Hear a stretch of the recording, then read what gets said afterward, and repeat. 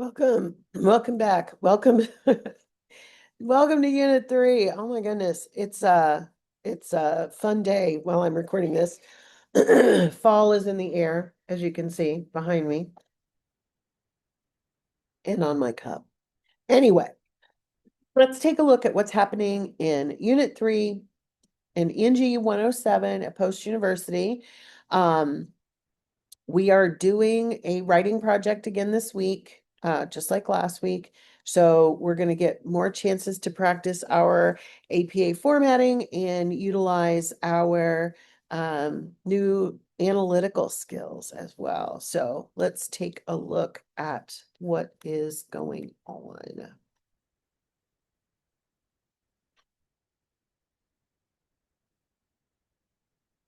All right, so we'll take a look at this sample document in a moment, but first, let's go ahead and take a look at what's happening. Remember, of course, you want to take the items in the order that they come in the module or in the unit so that you are maximizing both your learning and your potential success on the assignments. Unit 3's theme is ideas. And that's what we're focusing on this week.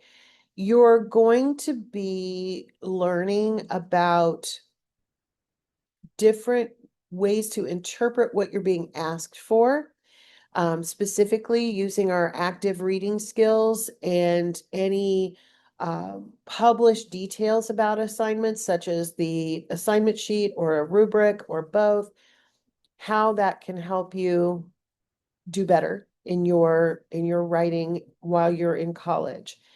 We're also going to be looking at skills, and there are some readings on different skills that we utilize not only at school but in their work life and really across the board. So let's take a look first then at the readings and resources. So you will be reading chapter 1. Obviously, this time out, we're going back to the beginning of the Johnson textbook, and it's going to focus on the whole writing process and how writing is not just something that happens. Writing is something that has steps to it. So we're going to be focused on that this week, and you're going to be practicing those things as you do, throughout.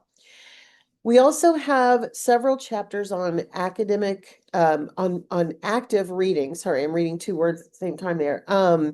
Chapter 1, 2, and 3 from the Gamble textbook are about being an active reader. And this is one of the most difficult things I think that people face because we all know that reading takes time. And a lot of people are rushed when they're trying to do their schoolwork. And so they try to rush through things, and reading is something that really should not be rushed.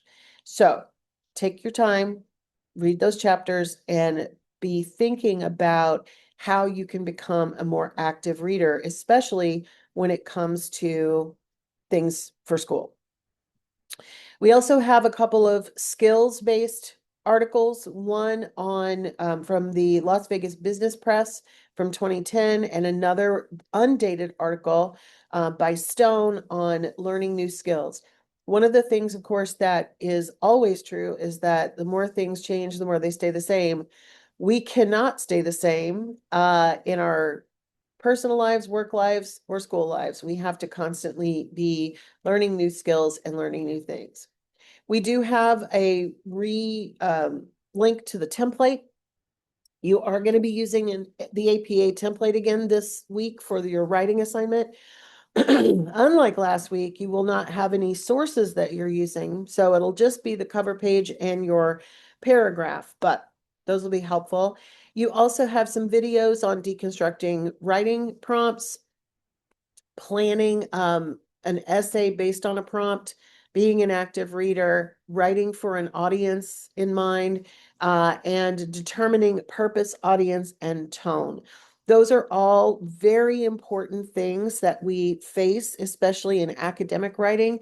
So please do not short circuit those and do all of the readings and resources this week.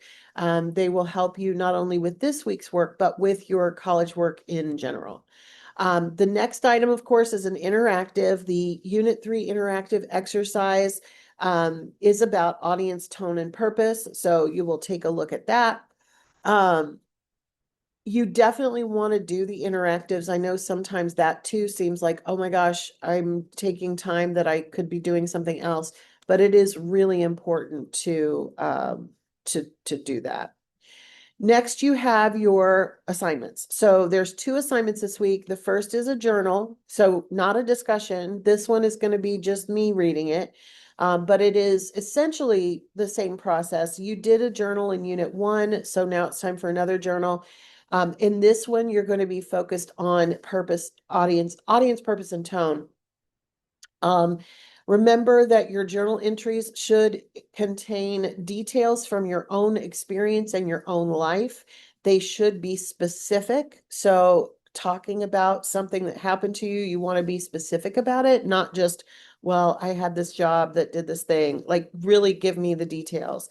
Always aim for at least 6 sentences in these paragraphs. And what you're focused on are the questions here. Do you ever think about audience purpose and tone when at your job or at home? And do not treat that as a yes or no question. Why or why not? What is confusing you about audience purpose and tone? And of course, what is important about audience purpose and tone? So you're going to be using the materials that you learned from this week to inform that, but you're also going to be using your personal experience as you do with all of the journals. The last assignment is the formal writing assignment. So just like last week's, you will create a Word document or using some other word processing program in APA format. So let's go over the assignment sheet because, of course, part of this assignment is to learn how to break down an assignment sheet and a rubric. So let's focus on that. In this writing activity, you will create a short paragraph that focuses on specific questions related to using rubrics. Throughout this class and your time at Post University, rubrics will be used to explain the important requirements of assignments. By using active reading strategies, reviewing, and deconstructing rubrics, you can gain clarity of what is being asked of you when completing an assignment. So last week, you found an article about AI-generated content and you analyzed and summarized that article. This week, you are applying that same analysis to the rubric that is attached to this particular assignment. So take a close look at the rubric and then write a paragraph. It needs to be at least 6 sentences about the important elements of a rubric. So here's what you want to focus on specifically. What stood out to you as you read through the rubric? What are the things that you noticed, especially the first time you went through it? What, if anything, was confusing about the rubric? And if nothing is confusing, that's fine, but maybe come up with a question about rubrics in general or things of that nature. And this one always throws everybody off. What would you grade yourself based on the rubric? Grading yourself based on this rubric does not mean I would give myself an A. It means you should actually score yourself on using the rubric. So the rubric is below, as they always are, and you see the categories. We have paragraph length. If your paragraph is not 6 sentences, you absolutely cannot score all 15 points. So I'm not going to read this rubric to you because that is part of what you're doing here. I will point out that the title page in this week is either you did it or you didn't do it. So you will either get 15 points or you will get 0 points. So it is very important to be using that APA template, or my sample is fine as well. But you do need to be setting that up properly. And then, of course, grammar, format, all that stuff also will affect your grade. So that's the rubric assignment. All right, so here's what it will look like. Here's your sample. You've got the title page with the header that has just the page number. You've got the title in bold print on page 1.